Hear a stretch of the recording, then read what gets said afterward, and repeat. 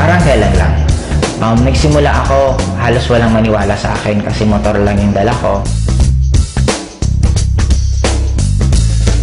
And lahat ng kaibigan ko pinagtatawanan ako kasi wala pang networking company na meron taga Bicol na kumita.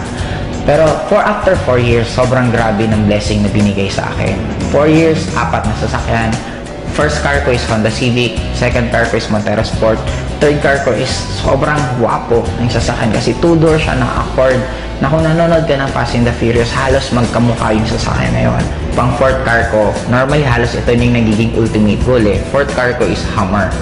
Na ang kagandahan dito, may maliban lang kasi since ang taas ng gas consumption ng Hummer, binigyan pa ako ng in-global ng bonus na profit sharing na worth 600,000. 350,000 para daw pang gas ko sa Hummer ko.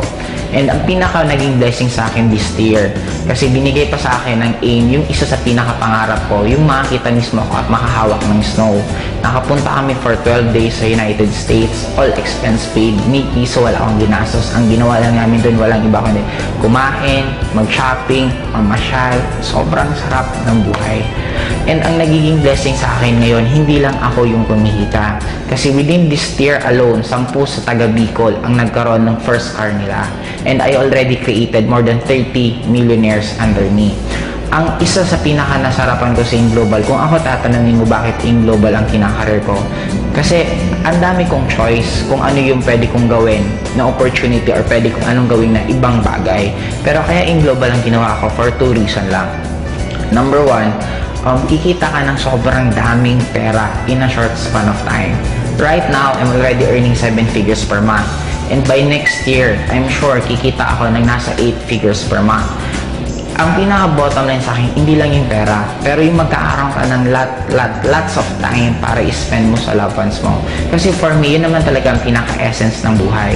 Money, importante, pero ang pinaka-importante sa lahat is hindi ka mawala ng time para sa loved ones mo.